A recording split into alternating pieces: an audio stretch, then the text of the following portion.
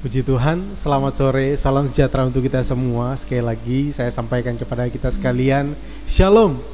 Ya, puji syukur kita sampaikan kepada Tuhan yang Maha Kuasa, karena oleh penyertaan dan pimpinan Tuhan, sehingga saat ini kita masih bisa ada, dan saat ini juga kita masih bisa bersekutu bersama-sama. Bapak Ibu yang dikasihi oleh Tuhan, seperti yang kita ketahui bahwa hari ini adalah jadwal untuk kita bersekutu dengan Tuhan melalui ibadah PA.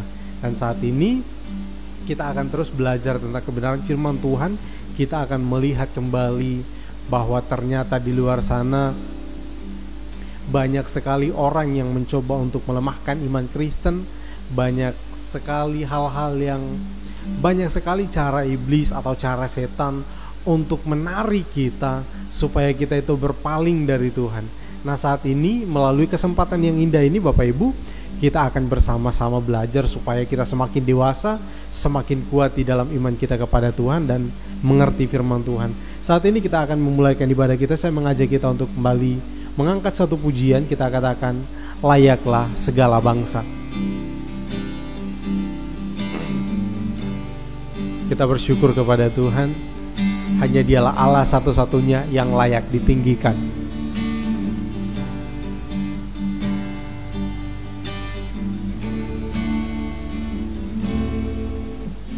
Besar dan ajaiblah karyamu,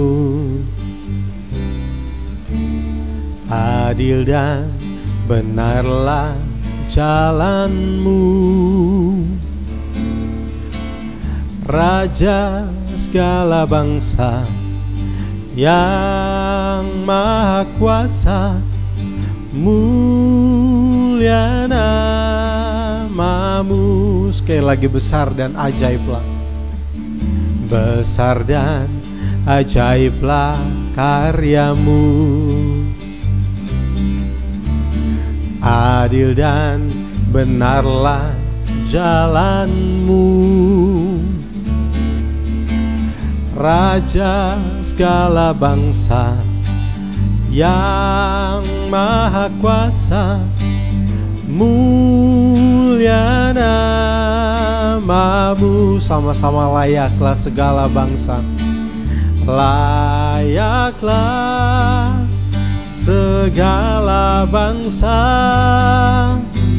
sujud kepadamu,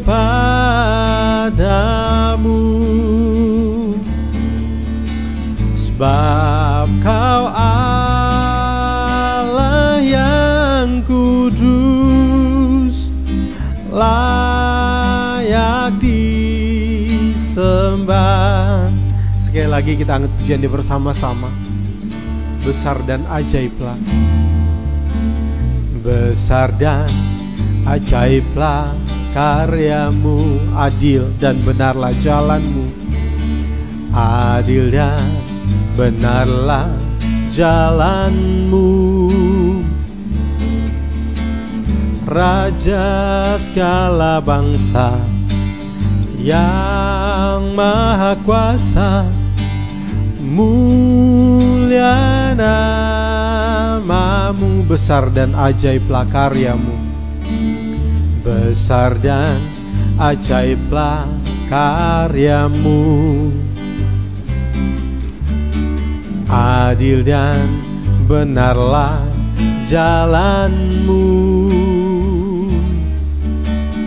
Raja segala bangsa yang Maha Kuasa, mulia namamu. Layaklah segala bangsa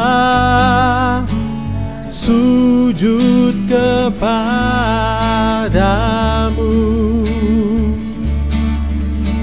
sebab Kau Allah yang kudus, layak disembah.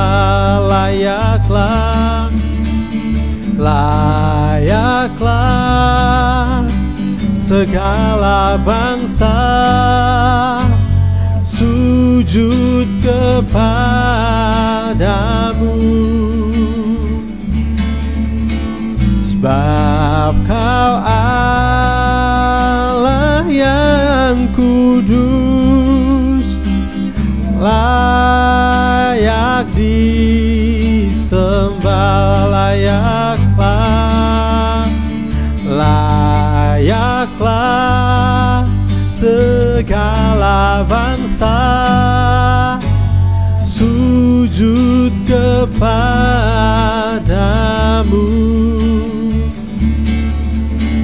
sebab Kau Allah yang kudus, layak disembah, layak disembah, layak disembah. Kita bersama berdoa. Bapa di surga, kami akui dalam kehidupan kami, Engkaulah satu-satunya Allah kami, Engkaulah satu-satunya Tuhan kami. Kepadamu kami percaya, kepadamu kami beriman, dan kami berharap ya Tuhan. Terima kasih atas anugerah-Mu yang Kau limpahkan dalam kehidupan kami, sehingga saat ini ya Tuhan kami berada di dalam persekutuan yang indah. Bersama-sama kami terus mengupgrade kerohanian kami melalui kebenaran firman-Mu Tuhan. Biarlah kehidupan kami melalui firman-Mu, melalui ibadah-ibadah yang kami lakukan, kami akan terus senantiasa dibangun di dalam Engkau Tuhan, dan semakin kuat kami akan bertumbuh di dalam Engkau ya Bapa. Terima kasih saat ini ya Tuhan, kami bersama-sama menyerahkan ibadah kami ini ke dalam tangan-Mu. Biarlah seluruh rangkaian ibadah ini ya Tuhan, mulai dari awal hingga pada akhirnya semuanya berjalan dengan baik, berjalan seturut dengan kehendak-Mu ya Bapa. Saat ini ya Tuhan, hamba berdoa untuk seluruh sidang jemaat-Mu Tuhan, dimanapun mereka berada, maupun umat-Mu yang menyaksikan ibadah ini. Kiranya Tuhan Engkau mengurapi setiap kami. Engkau Tuhan berdaulat atas kami, memberikan kepada kami hikmat, memberikan kepada kami Roh Kudus-Mu Tuhan, agar kami mengerti kehendak-Mu ya Tuhan, agar kami mengerti firman-Mu, agar kami memahami apa yang Kau kehendaki dalam kehidupan kami. Terpujilah Tuhan. Saat ini hamba juga berdoa, biarlah Tuhan Engkau menutup bungkusi hamba-Mu ini. Hamba serahkan kehidupan hamba-Mu ke dalam tangan-Mu Tuhan, yang beracara pakai seluruh kehidupan hamba-Mu ya Tuhan. Di dalam nama Tuhan Yesus Kristus kami berdoa, kami serahkan ibadah kami di dalam tangan Tuhan. Haleluya, haleluya, amin. Ya, puji Tuhan. Sekali lagi bersama dengan rekan-rekan tim yang ada pada saat ini, kami menyapa Bapak Ibu Saudara semua. Shalom. Ya, selamat kita berjumpa kembali. Kita bersyukur walaupun di dalam keadaan yang tidak begitu memungkinkan ya Bapak Ibu ya. Saya juga bersyukur ya, karena saat ini kita juga diberikan hikmat oleh Tuhan, sehingga melalui media yang ada kita tetap bisa menyelenggarakan ibadah kita. Walaupun ya kalau kita lihat cuaca saat ini benar-benar sangat tidak mendukung ya Bapak Ibu ya. Tetapi melalui media yang ada kita bersyukur, ini adalah caranya Tuhan supaya kita juga bisa beribadah. Kita bersyukur Bapak Ibu ya. Dan waktu-waktu ini kita sudah belajar sangat banyak hal Bapak Ibu ya. Begitu banyak hal yang kita temukan di dalam kehidupan ini, yang memang ada juga kita juga sering kita bertemu dengan orang-orang yang mungkin ketika bertemu dengan kita menguatkan kita akan pengharapan kita kepada Tuhan, ataupun memberikan kesaksian yang mendorong kita untuk semakin semangat ya, untuk membawa kehidupan kita itu terus bertumbuh di dalam Tuhan, sehingga melalui orang-orang yang demikian kita terus dibangun, dan kita bersyukur berjumpa dengan orang-orang yang demikian.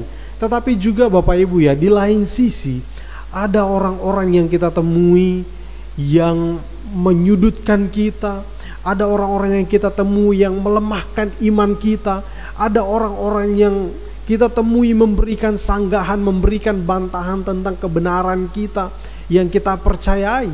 Bukan hanya itu Bapak Ibu, bahkan dihina, mungkin kita diolok-olok dengan orang-orang yang demikian. Tetapi kita bersyukur Bapak Ibu ya, di dalam keadaan apapun kehidupan kita, seharusnya kita tetap kuat karena Tuhan itu senantiasa ada bersama-sama dengan kita, dan firman Tuhan yang ada pada kita itu adalah firman yang hidup, yang tetap bekerja. Baik kita ketika kita berjumpa dengan orang yang menguatkan, walaupun berjumpa pun dengan orang-orang yang melemahkan kita, firman Tuhan di dalam kita terus ada, dan firman itu hidup. Kalau kita bertemu dengan orang-orang yang baik, kita akan saling menguatkan. Tetapi kalau kita bertemu dengan orang-orang yang memojokkan kita, orang-orang yang melemahkan kita, kita tetap kuat walaupun mereka demikian. Dan kita bersyukur itu bukan karena kekuatan kita, tetapi karena firman itu hidup yang bekerja di dalam hati kita. Sehingga kita tidak membalas apa yang mereka lakukan itu dengan kejahatan, tetapi kita cukup memberikan sanggahan-sanggahan yang baik, seperti kata firman Tuhan, dan sopan ya. Nah, Bapak Ibu yang dikasihi oleh Tuhan, minggu lalu juga kita sudah belajar tentang hal yang beberapa waktu yang lalu, maksudnya mulai dari awal-awal yang lalu kita sudah belajar hal-hal yang membuat kita itu semakin kuat di dalam Tuhan. Kita sudah belajar tentang bagaimana kita hidup, dan juga kita sudah belajar banyak hal tentang hal-hal yang membuat kita itu, apa itu firman Tuhan, apa itu Allah, dan lain sebagainya. Kita sudah banyak hal itu. Sekarang kita akan lanjut Bapak Ibu ya. Saya ingin kita melihat satu hal lagi yang ternyata ini masih juga menjadi perbincangan. Kalau minggu lalu kita belajar itu tentang di manakah Allah. Mungkin kita bertanya, di manakah Allah? Allah itu seolah-olah tidak adil. Tetapi sekarang ada orang yang berpandangan tentang Allah yang kejam. Ya, Allah itu kejam. Ketika mereka itu membaca Alkitab, mungkin bukan hanya membaca ya, mendengar cerita-cerita, mungkin mereka yang di luar Kristen, mereka mungkin tidak membaca Alkitab, tetapi mereka mendengar cerita tentang pekerjaan Allah kepada bangsa Israel, bukan kepada bangsa Israel, mulai dari zaman yang sebelum bangsa Israel, Allah, kita sudah lihat apa yang dikerjakan oleh Allah. Tetapi di sini ada orang yang menyimpulkan bahwa Allah itu Allah yang kejam. Allah itu adalah pembunuh orang, seperti istilahnya orang-orang adalah Allah itu adalah pembunuh berdarah dingin. Ya, ada juga yang mengatakan bahwa Allah itu adalah Allah yang mengerikan. Allah orang Kristen itu adalah Allah yang mengerikan. Allah Yahweh itu adalah Allah yang mengerikan, pembasmi yang begitu kejam, begitu ganas. Ya, kalau kita lihat, kita baca Alkitab, kok sepertinya kalau kita tidak benar-benar kuat di dalam Tuhan, kalau terus kita baca, kita temukan kisah-kisah yang demikian, mungkin kita akan sependapat dengan orang-orang ini. Wah, benar juga ya, Allah ini ternyata kejam. Allah ini ternyata benar-benar melakukan banyak hal yang benar-benar tidak sesuai dengan apa yang di dalam hati kita. Ya, benar-benar itu bertolak belakang dengan apa hati nurani kita, Bapak Ibu ya. Mungkin kita mengerti bahwa mungkin di dalam pikiran kita Allah itu adalah Allah yang maha kasih, Allah itu adalah Allah yang penyayang, Allah itu adalah Allah yang panjang sabar. Tetapi di dalam situasi-situasi tertentu dia malah membasmi orang-orang, dia malah membunuh ribuan orang, membunuh banyak sekali. Nah, sekarang Bapak Ibu Saudara sekalian, kita akan lihat ternyata apakah pandangan ini benar atau tidak. Nah, kita akan lihat bersama-sama, kita akan saksikan bersama-sama Bapak Ibu ya. Menurut orang-orang ini, kalau Allah itu kejam, adalah pembunuh berdarah dingin, apakah Allah itu Allah yang mengerikan? Apakah Allah itu Allah yang benar-benar bengis atau dan lain sebagainya? Apakah benar demikian seperti kata Alkitab? Nah, kita akan lihat. Nah, inilah yang kisah, kalau kita lihat di dalam Alkitab, ini hanya sedikit dari kisah-kisah yang bisa kita ambil di dalam Alkitab.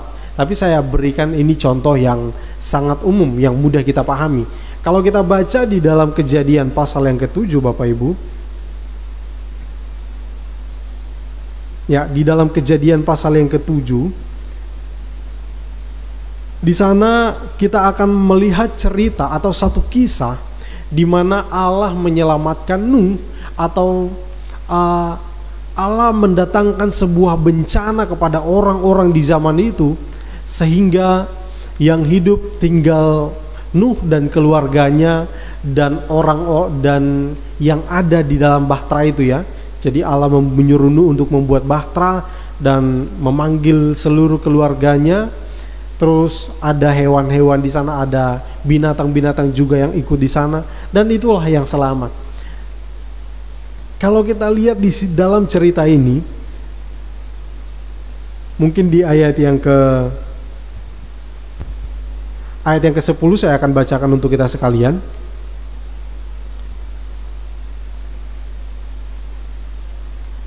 Ya, di ayat yang ke-10. Setelah 7 hari datanglah air bah meliputi bumi. Jadi setelah 7 hari hujan deras dan lain sebagainya, terus datanglah air bah meliputi bumi. Terus ayat yang ke-11, pada waktu umur Nuh dan seterusnya, nanti kita akan lompat-lompat saja supaya mempersingkat waktu Bapak Ibu. Dan turunlah hujan lebat di ayat yang ke-12, dan turunlah hujan lebat meliputi bumi 40 hari 40 malam lamanya. Pada hari itu juga masuklah Nuh, Sem, Ham, dan Yafet, anak-anak Nuh dan istri Nuh, dan ketiga istri anak-anaknya bersama dengan dia ke dalam bahtera itu. Mereka itu dan segala jenis binatang liar dan segala jenis binatang ternak, segala jenis ternak, segala jenis binatang melata yang bersayap di bumi, dan segala jenis burung, yakni segala yang berbulu bersayap. Nah, jadi Bapak Ibu, inilah yang masuk di dalam bahtera itu ya. Jadi hujan selama 40 hari 40 malam, terjadilah air bah itu. Ini yang merupakan bencana yang sangat besar Bapak Ibu ya. Bayangkan air bah meliputi bumi. Ini merupakan bencana yang sangat mengerikan. Orang-orang mati tenggelam, tidak ada yang selamat selain orang-orang yang ada di dalam bahtera itu. Dan binatang, bahkan bukan hanya orang-orang Bapak Ibu ya. Kalau kita lihat di dalam kisah ini, mungkin kita berpikir mungkin masih ada burung yang selamat, burung itu kan bisa terbang. Nah, ternyata tidak ada Bapak Ibu. Cuma yang ada di dalam bahtera itu yang selamat. Nah, di sini kita melihat Bapak Ibu bahwa hal ini benar-benar suatu hal yang dikerjakan oleh Tuhan, betul-betul mengerikan. Terus yang selanjutnya ada lagi kisah di dalam Kejadian pasal yang ke-19. Ya, Kejadian 19 itu adalah kisah tentang Sodom dan Gomora dimusnahkan, Lot diselamatkan. Nah, ini adalah kisah di mana Tuhan membumi hanguskan kota Sodom dan Gomora. Ini juga bencana yang sangat mengerikan. Jadi ada hujan api. Wow, ini bencana yang sangat mengerikan.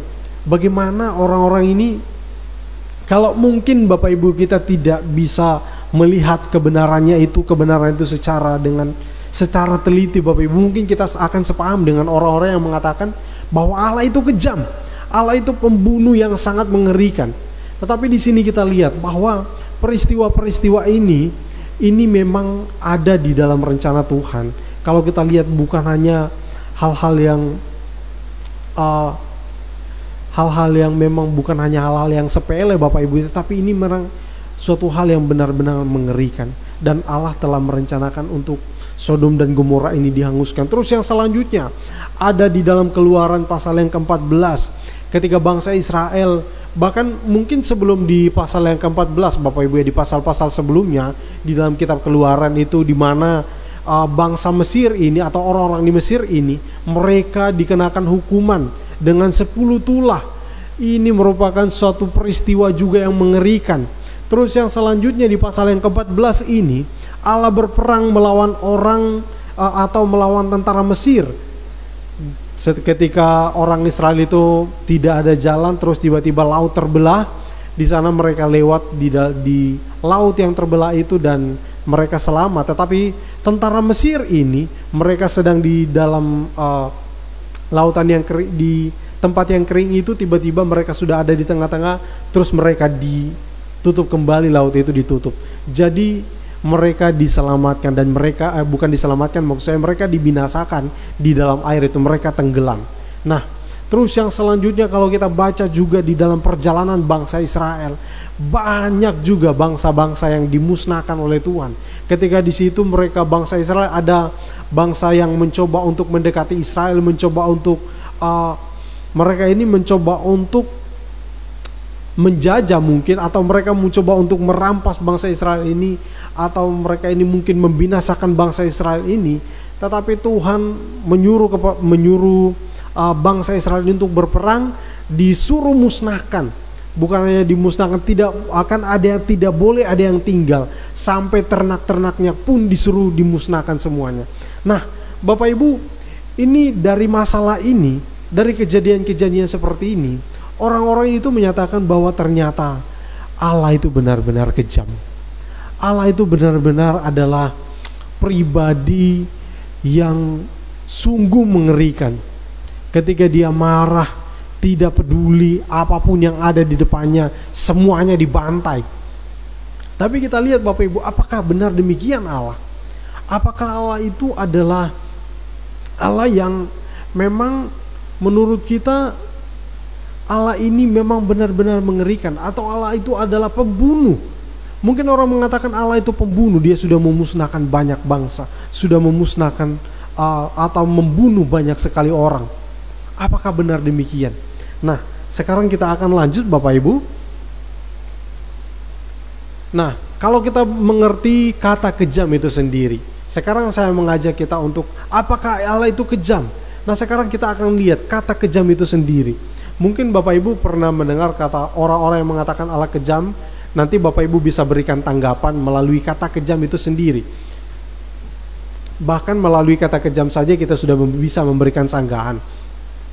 Kalau kita lihat di dalam kamus Bapak Ibu, di dalam kamus mungkin bahasa Indonesia, di sana dikatakan kalau kejam itu adalah orang yang tidak memiliki belas kasihan, orang yang bengis. Ya, kalau bengis Bapak Ibu mungkin tahu ya, itu adalah orang yang benar-benar tidak punya perasaan ya, hanya melakukan hal yang kekerasan dan sebagainya. Jadi orang yang kejam itu adalah orang yang sifatnya itu keras. Jadi tanpa belas kasihan, bengis itu keras, sifatnya itu keras, tanpa belas kasihan, baik terhadap hewan maupun manusia. Jadi berlaku keras.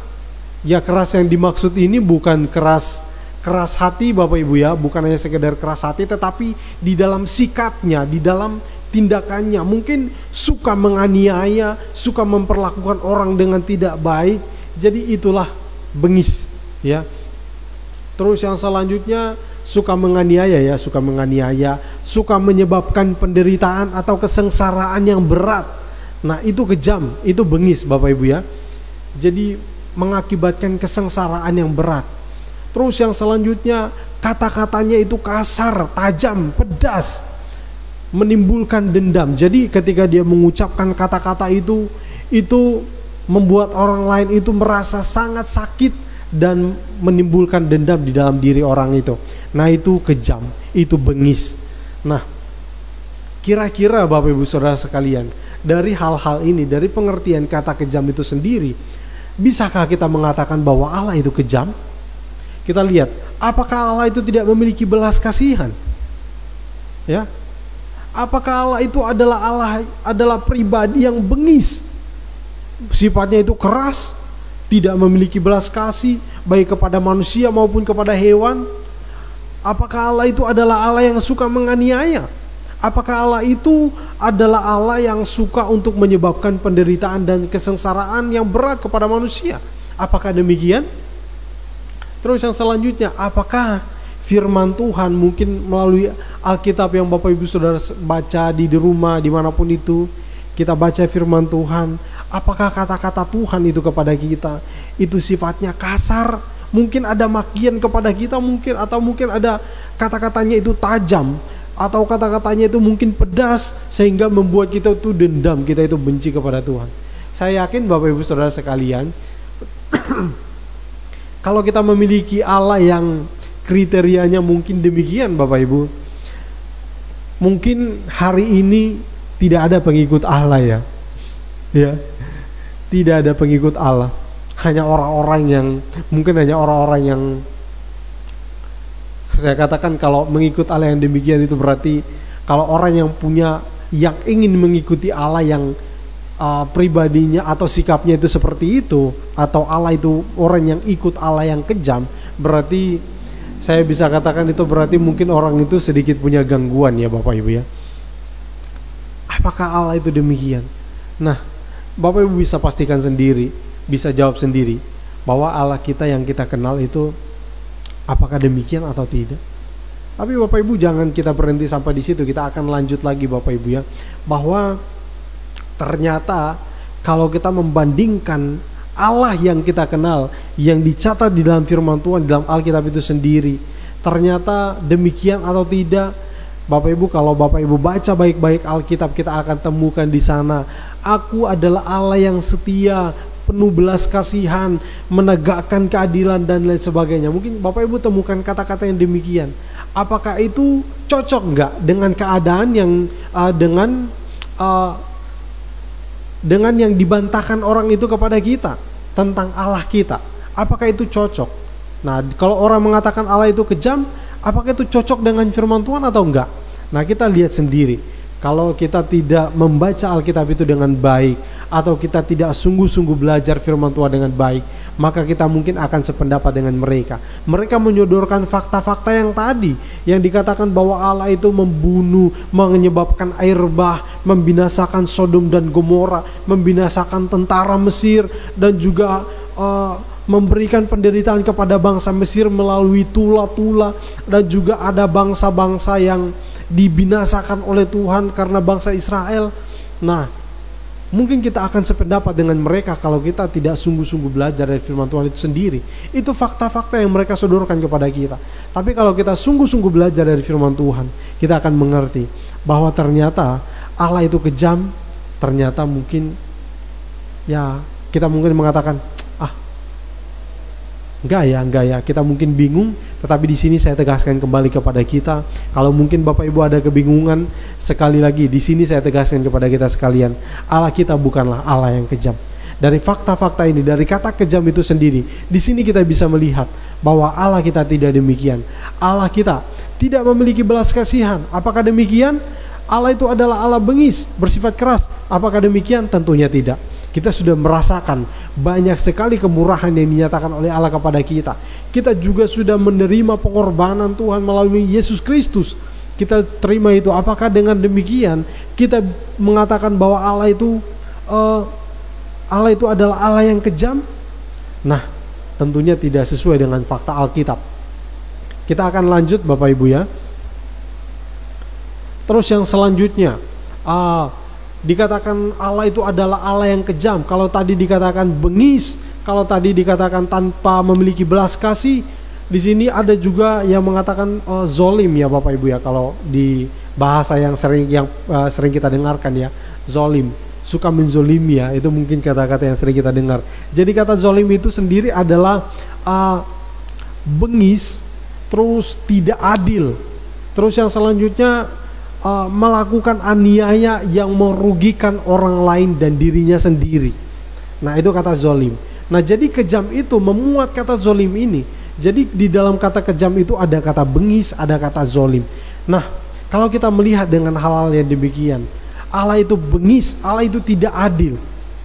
Kalau di minggu yang lalu kita sudah melihat bahwa di manakah Allah? Kalau Allah itu ada, kenapa ada penderitaan? Kita sudah melihat bersama-sama bahwa ternyata memang itu bukan Allahnya yang salah ya Bapak Ibu ya. Bukan Allah yang salah. Tapi di sini kita lihat apakah Allah itu adil atau tidak. Kalau di Alkitab kita sendiri baca bahwa Allah adalah Allah yang adil, yang memegang teguh perjanjiannya, yang benci kepada ketidakadilan ya, bahkan ya Bapak Ibu ya. Allah itu adalah Allah yang adil, suka berlaku adil. Bukan hanya demikian, tidak berhenti sampai di situ, tetapi Allah bahkan membenci ketidakadilan. Nah, jadi bertolak belakang dengan apa yang diberikan, dengan apa yang dituduhkan oleh orang-orang itu kepada Allah kita. Nah, jadi Bapak Ibu Saudara, ketika kita bertemu dengan orang-orang yang demikian, maka kita tidak perlu ragu, berarti orang itu memang orang-orang yang tidak mengenal Tuhan. Kalaupun mereka itu adalah orang-orang Kristen itu sendiri, kita doakan mereka dan berikan pengertian yang baik bahwa Allah kita tidak demikian. Kalau Allah itu kejam Bapak Ibu ya, kenapa dia selamatkan kita? Kenapa ada kasih karunia?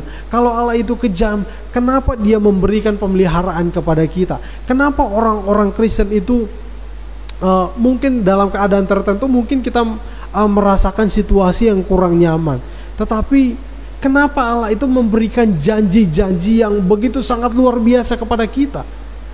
Dengan hal-hal yang demikian, dapatkah kita mengatakan Allah itu kejam? Atau dari hal-hal yang kita lihat tadi, Allah itu bengis, Allah itu kejam, tidak punya belas kasihan. Apakah Allah itu seperti itu? Nah, tentunya tidak Bapak Ibu ya. Kalau Allah seperti demikian, maka tentunya tidak ada keselamatan bagi kita. Kita semua pasti tidak ada manusia yang hidup. Kita tidak ada sampai saat ini ya. Mungkin sudah sejak lama kita manusia itu diminasakan ya, dianiaya habis-habisan oleh Tuhan. Tetapi tidak, Bapak Ibu yang dikasihi oleh Tuhan, ketika Adam dan Hawa jatuh ke dalam dosa, mereka tetap beroleh kasih karunia dari Tuhan. Mereka tetap dibiarkan hidup oleh Tuhan. Bukan hanya itu, Tuhan menunjukkan jalan-jalan yang baik kepada mereka, sehingga sampai saat ini kita mengerti bahwa Tuhan itu adalah Tuhan yang penuh dengan kasih. Allah itu adalah Allah yang penuh dengan kasih, penuh kemurahan.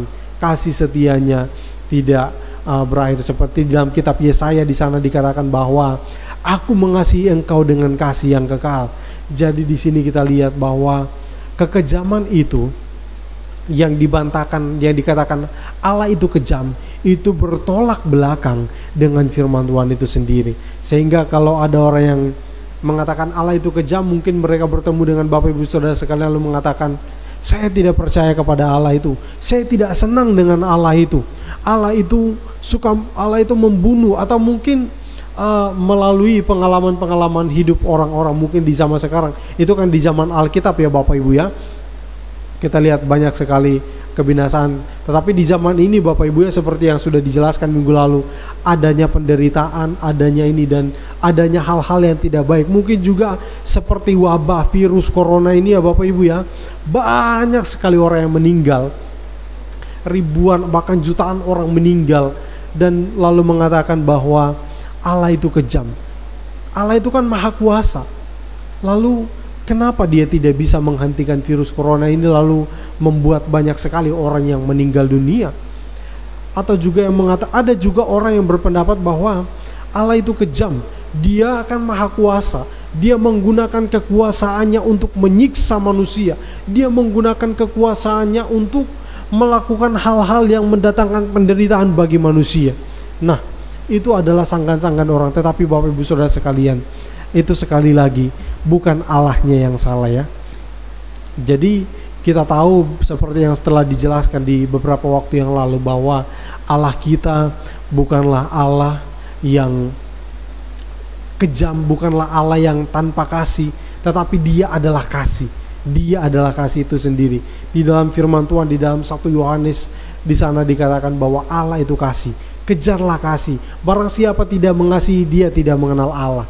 Jadi bertolak belakang sekali dengan kata kejam itu sendiri. Kalau kita bandingkan ya kata kejam dengan kata kasih, tentunya itu bertolak belakang. Tidak pernah di dalam Alkitab dikatakan atau Allah itu dikatakan Allah itu adalah Allah yang kejam ya. Tidak pernah Bapak Ibu ya. Tetapi kalau dikatakan Allah itu kasih, sering. Bahkan bukan hanya kata dari rasul-rasul, bukan hanya kata dari nabi-nabi atau orang-orang yang tercatat di dalam Alkitab itu, tetapi Allah sendiri memproklamasikan dirinya sebagai Allah yang adil, sebagai Allah yang penuh dengan kasih setia. Nah, di sini kita lihat bersama-sama bahwa Allah adalah Allah yang bukan Allah yang kejam. Kita lanjut lagi Bapak Ibu ya. Nah, terus yang selanjutnya saya akan mengajak kita untuk membaca satu ayat di dalam kitab Yehezkiel pasal yang ke-18 ayat yang ke-23 ya. Di sana dikatakan ayat yang ke-23, apakah aku berkenan kepada kematian orang fasik? Demikianlah firman Tuhan Allah, bukankah kepada pertobatannya supaya ia hidup? Nah, Bapak Ibu yang dikasih oleh Tuhan, kalau dikatakan Allah itu kejam, atau Allah itu pembasmi orang-orang yang tidak mengenal Tuhan, atau pembasmi yang seolah-olah dikatakan orang itu berpikir bahwa Allah itu membabi buta, membinasakan orang, ya. Tapi di sini kita lihat di dalam ayat ini dikatakan, apakah aku berkenan kepada kematian orang fasik? Demikianlah firman Tuhan Allah, bukankah kepada pertobatannya supaya ia hidup? Nah, jadi Bapak Ibu, Allah itu tidak membenci orang-orang yang Allah itu bukan membenci orang-orang yang tidak mau percaya kepada Dia, ya. Bukan Allah itu lalu seenaknya Dia itu membinasakan dan seterusnya. Tetapi di sini dikatakan, bukankah pertobatannya supaya ia hidup? Jadi Allah itu menginginkan pertobatan. Jadi Allah itu dari ayat ini kita bisa lihat bahwa Allah itu tidak menginginkan kematian orang fasik, tetapi Dia lebih menginginkan pertobatan dari orang-orang fasik supaya orang itu jangan binasa. Tetapi yang terjadi malah sebaliknya, orang fasiknya nggak mau bertobat, akhirnya dia tetap harus binasa. Itulah konsekuensinya Bapak Ibu, ya. Ketika orang nggak mau bertobat, konsekuensinya adalah kebinasaan. Nah, sehingga di sini kita lihat bahwa jika demikian, kenapa Allah itu membinasakan, ya? Kenapa terus di sana kalau kita katakan Allah itu mengasihi, Allah itu penuh kasih setia, Allah itu adalah Allah yang baik, Allah itu adalah Allah yang kalau di dalam Yohanes 3 ayat 16 kita tahu ayat itu dikatakan karena begitu besar kasih Allah. Jadi karena Allah sangat mengasihi dunia, maka Dia memberikan anaknya yang tunggal. Lalu di sini seperti di ayat juga ayat yang 23 dikatakan di dalam Yeskiel ini dikatakan, bukankah kepada pertobatannya supaya ia hidup? Lalu yang jadi pertanyaannya, kenapa Allah itu membinasakan orang-orang banyak? Ya. Jadi itu kan jadi pertanyaan. Kalau Allah itu tidak menginginkan kematian orang-orang yang demikian, kenapa Dia membinasakan? Nah, kenapa hal ini bisa terjadi? Tapi di sini kita lihat bahwa hal yang pertama yang harus kita ingat adalah kita akan menemukan bahwa itu merupakan kedaulatan Tuhan.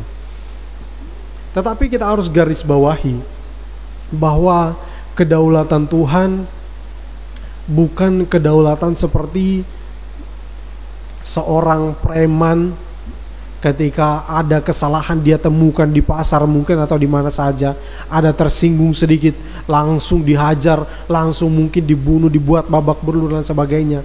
Tidak. Tetapi kedaulatan Allah adalah tindakan Allah yang demikian ketika Dia menumpas atau membinasakan suatu kaum atau mungkin suatu bangsa atau mungkin satu suku ketika dibinasakan, itu semuanya beralasan. Jadi Allah itu tidak bertindak dengan semena-mena kepada orang lain, ya. Jadi Allah itu tetap melakukan segala sesuatu dengan tujuan yang baik, ya. Terus jadi itu adalah merupakan kedaulatan Tuhan. Jadi kedaulatan Tuhan jangan kita pikir seperti yang dikatakan tadi bahwa Dia menggunakan kekuasaannya dan bertindak dengan sesuka hati lalu memusnahkan banyak orang. Tidak seperti itu Bapak Ibu. Tetapi semuanya memiliki alasan dan tujuannya adalah untuk kebaikan. Ya, tidak ada seperti yang dikatakan di dalam firman Tuhan. Di sana dikatakan bahwa rancanganku adalah rancangan kebaikan, ya, adalah damai sejahtera. Bukan malapetaka Bapak Ibu, ya. Tetapi kalau hal itu terjadi, maka itu semua bukanlah kehendak, bukanlah Allah itu menginginkan demikian terjadi, tetapi karena manusia itu memilih sendiri untuk melakukan demikian, sehingga konsekuensinya harus diterima, ya. Jadi Bapak Ibu, setiap hal yang kita lakukan, baik itu buruk, semuanya ada konsekuensinya. Kalau kita melakukan hal yang buruk, kita mungkin menentang Tuhan, maka konsekuensinya ya tadi adalah kebinasaan.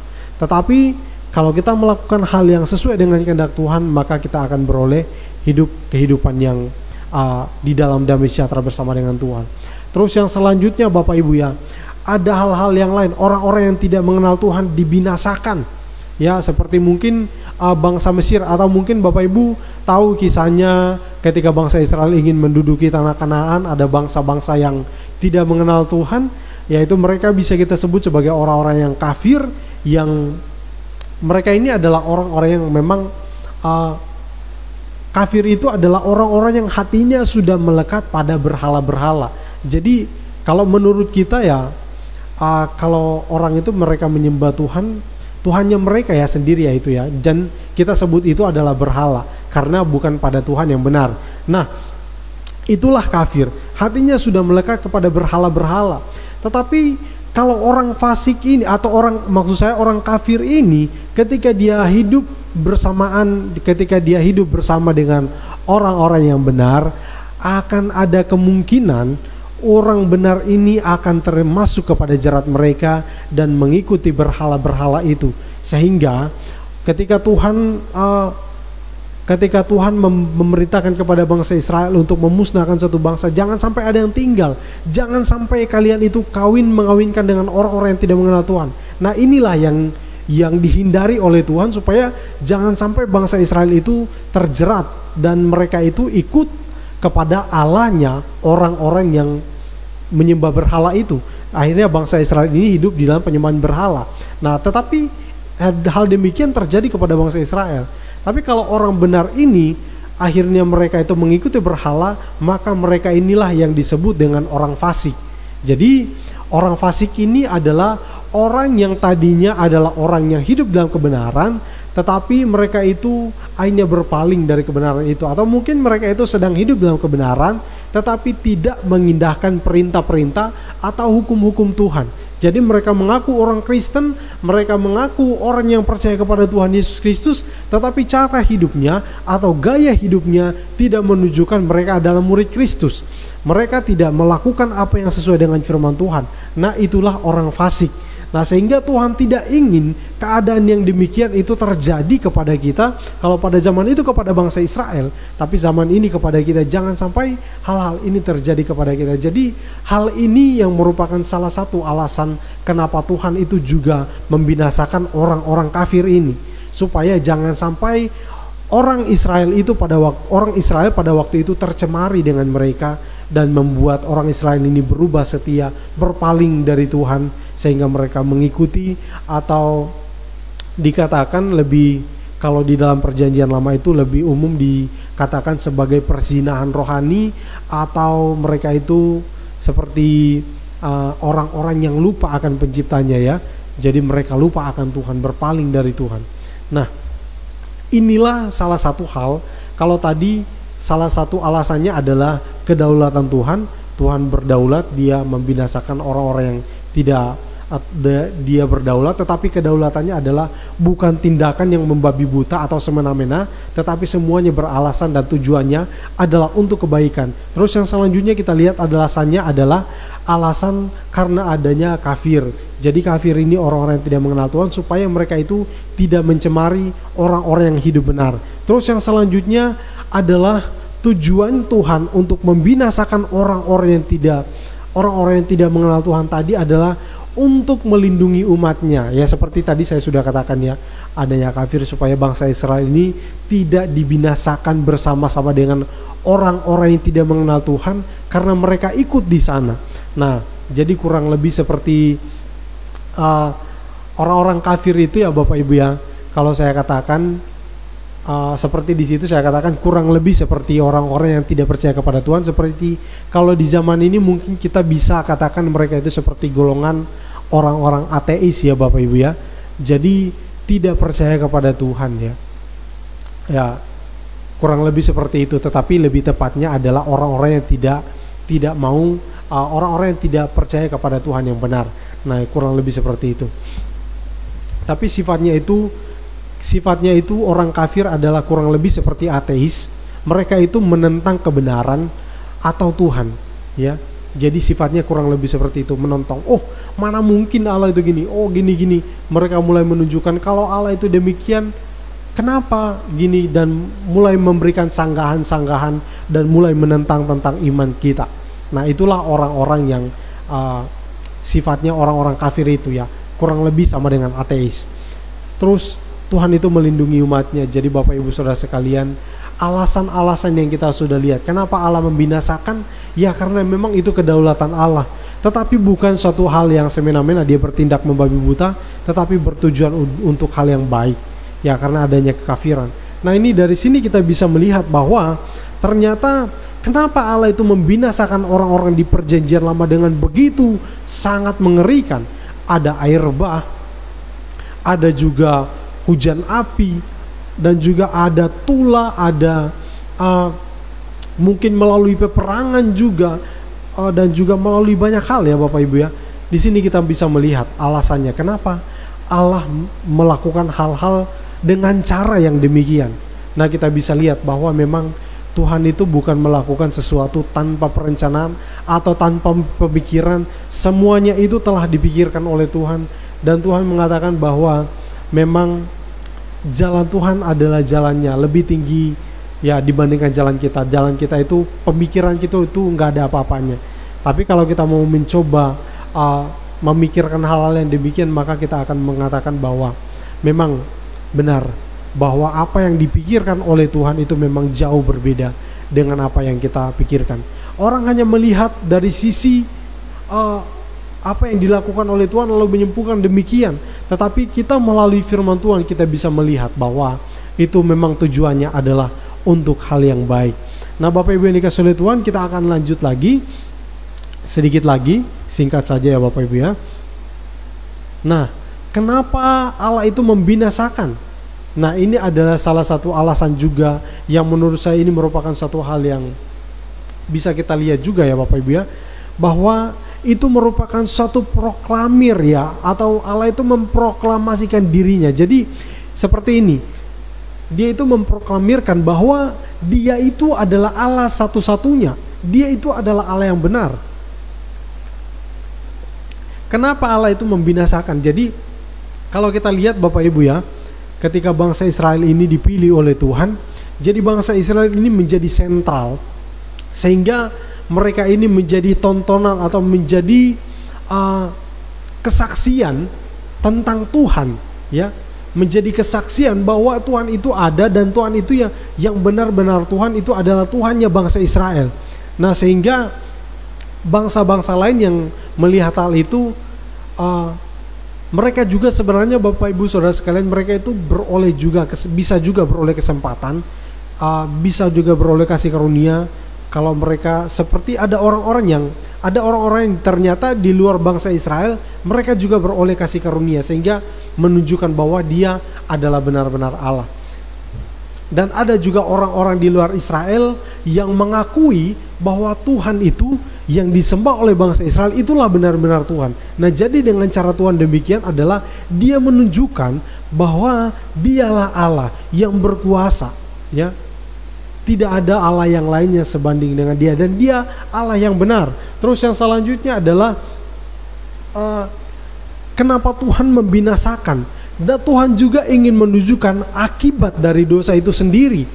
Jadi dosa yang maksudnya yang lebih jelas, yang lebih umum yang kita lihat kalau di zaman perjanjian lama itu sendiri adalah dosa kekafiran ya Bapak Ibu ya. Jadi dosa yang tidak percaya kepada Tuhan, atau dosa yang melawan Tuhan, atau dosa yang dimana kalau orang-orang hidup tidak percaya kepada Tuhan, kepada Yahweh, maka mereka itu akan dibinasakan. Tetapi bangsa Israel ini, mereka benar-benar dibuat berbeda supaya menunjukkan hal itu.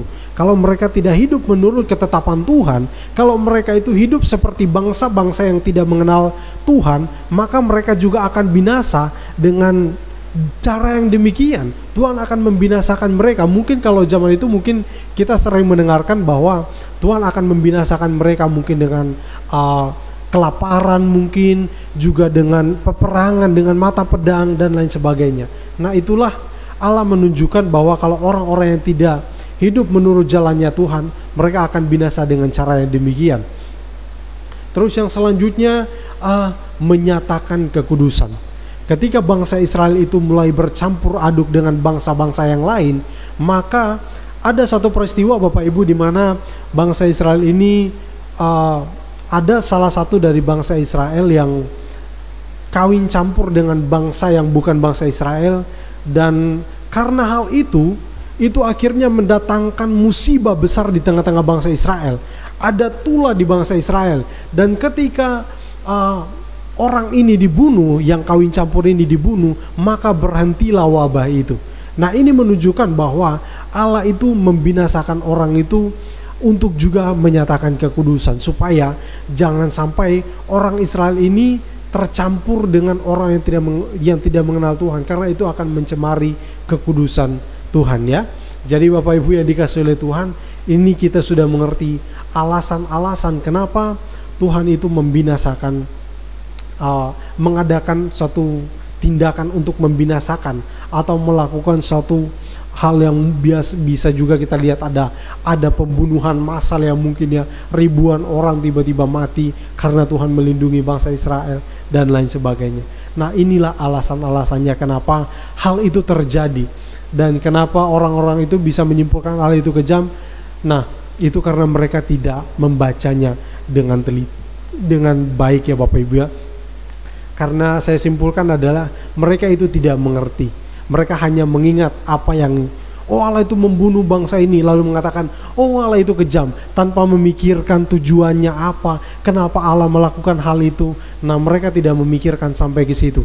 Tetapi kita Bapak Ibu Saudara sekalian, melalui kebenaran firman Tuhan, kita diberikan pencerahan oleh Tuhan. Tuhan memberikan kepada kita alasan, Dia sudah membinasakan bangsa ini supaya bangsa Israel tidak kawin campur. Nah, terus kepada kita sekalian Bapak Ibu ya, bahwa jangan sampai hal itu terjadi. Mungkin kita tidak bisa, ketika kita berbuat dosa kita tidak langsung binasa seperti yang dialami oleh bangsa-bangsa di zaman itu, tetapi kita binasa di kemudian hari ya. Jangan sampai hal itu terjadi kepada kita. Jangan sampai kita melakukan hal-hal yang tidak sesuai dengan kehendak Tuhan. Kita lanjut ya Bapak Ibu sedikit lagi. Nah, benarkah Allah itu kejam? Sekarang ini pertanyaan untuk kita sekalian ya, bagian-bagian ya, sedikit lagi Bapak Ibu, bahwa jika ini satu pandangan untuk kita sekalian ya, jika ada seorang yang bertindak untuk menegakkan keadilan dan kebenaran, dapatkah seorang itu disebut sebagai seorang yang kejam? Nah, kalau orang itu menegakkan keadilan, apakah orang itu disebut sebagai orang yang kejam? Kalau seseorang, atau misalnya seperti ini, jika ada seorang ayah mengambil tindakan mungkin konotasinya kasar, atau mungkin tindakan yang dilakukan seorang ayah itu tindakan mungkin yang tindakan yang mungkin membuat orang lain itu tersakiti, tetapi dia lakukan itu untuk melindungi anaknya, dapatkah tindakan atau ayah tersebut disebut sebagai ayah yang kejam? Nah, tentunya tidak Bapak Ibu ya. Semuanya beralasan. Ketika seorang melakukan keadilan, walaupun dalam caranya itu dengan cara yang kasar, tetapi hal itu merupakan suatu tindakan yang baik. Nah, di sini kita mengerti, tapi tentunya Allah bukanlah demikian. Ini hanya pikiran saya sebagai manusia, tetapi tentunya Allah itu, pemikiran Allah itu adalah pikiran yang sempurna, lebih dari apa yang saya pikirkan. Tetapi gambaran yang saya berikan ini adalah gambaran yang mudah untuk kita pahami. Kalau orang yang melakukan demikian, apakah disebut kejam? Nah, tentunya tidak Bapak Ibu ya Saudara sekalian. Kita lanjut di bagian yang terakhir ya. Allah tidak kejam. Saya mengajak kita untuk membaca satu bagian firman Tuhan yang sebagai ayat terakhir bagi kita di dalam kitab Mazmur 145 ayat yang ke-17. Saya akan bacakan. Tuhan itu adil dalam segala jalannya dan penuh kasih setia dalam segala perbuatannya. Ya, jadi ketika Tuhan melakukan tindakan, walaupun itu sekali kita lihat membinasakan orang yang tidak mengenal Tuhan, nah itu adalah satu tindakan keadilan, itu adalah satu tindakan kasih setia. Memang Dia mengasihi, Dia tidak menginginkan hal itu terjadi, tetapi untuk orang-orang yang dipilihnya, maka Dia akan melakukan hal itu ya, demi menjaga kekudusan, demi menjaga kebenaran ya. Dan Allah itu merupakan sumber kebenaran. Jadi hal-hal apapun yang dilakukan oleh Tuhan, tidak bisa kita katakan sebagai itu merupakan suatu kesalahan, sebab Dia adalah sumber kebenaran. Dan kita tidak bisa membantah Tuhan lalu kita mengatakan, oh Tuhan itu salah, Tuhan itu demikian. Tidak bisa Bapak Ibu Saudara sekalian, karena Dia adalah Allah yang benar, bukan hanya benar tetapi Dialah sumber kebenaran. Sebab itu Bapak Ibu yang dikasihi oleh Tuhan, ketika ada orang yang mengatakan bahwa Allah itu kejam, maka kita bisa memberikan sanggahan-sanggahan seperti yang sudah saya paparkan ini. Mungkin kelihatannya sederhana, Bapak Ibu bisa pelajari lebih banyak lagi. Mungkin banyak informasi yang Bapak Ibu bisa dapatkan di luar sana yang berkaitan, yang lebih mengena dengan kehidupan Bapak Ibu Saudara sekalian sehari-hari. Tapi di sini yang saya bagikan kepada kita sekalian adalah hal-hal yang umum yang berkaitan dengan firman Tuhan. Kalau ada yang memberikan sanggahan, kita bisa memberikan dengan argumen-argumen yang mungkin lebih sederhana kalau orang-orang untuk dipahami oleh orang lainnya. Ini adalah hal yang umum, mungkin Bapak Ibu bisa temukan di mana saja Bapak Ibu ya. Tapi mungkin hari-hari ini mungkin tidak begitu kedengaran tentang isu ini ya. Tetapi pada beberapa waktu yang lalu saya juga sempat mendengarkan, karena itu saya angkat tema ini. Makanya karena saya mengatakan hal itu, jadi Bapak Ibu tidak perlu kita takut kalau orang itu mengatakan Allah itu kejam, berarti dia adalah orang yang tidak mengenal Tuhan. Kita cukup mendoakan mereka, lalu memberikan sanggahan dengan baik, memberikan argumen dengan baik supaya mereka itu mengerti dan menyadari akan hal itu. Puji Tuhan, Tuhan Yesus memberkati kita semua. Ini firman Tuhan yang bisa saya bagikan untuk hari ini. Materi yang mungkin sedikit berat bagi kita, tetapi ini sedemikianlah Bapak Ibu yang bisa saya bagikan kepada kita semua. Ini menurut saya sudah sangat sederhana ya Bapak Ibu ya, yang saya bisa bagikan, tetapi biarlah Tuhan melalui Roh Kudus memberikan kepada hikmat untuk mengerti akan firman Tuhan ini. Saya kembali mengajak kita untuk mengangkat pujian tadi.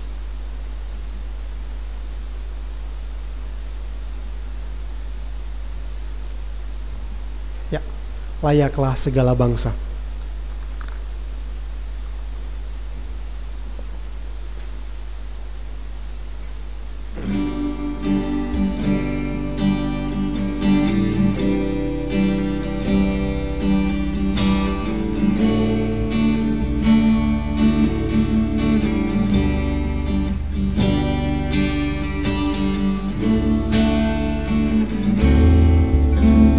Besar dan ajaiblah karyamu, adil dan benarlah jalanmu. Raja segala bangsa yang maha kuasa, mulia namamu. Sekali lagi, besar dan ajaiblah. Besar dan ajaiblah karyamu, adil dan benarlah jalanmu. Raja segala bangsa yang maha kuasa, mulia namamu. Layaklah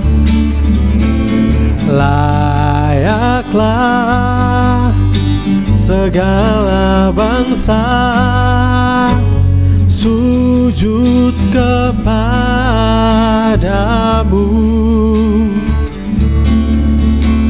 sebab Kau Allah yang kudus, layak disembah. Layaklah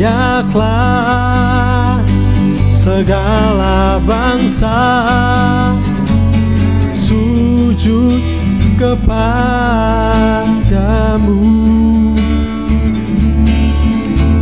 sebab Kau Allah yang kudus, layak disembah.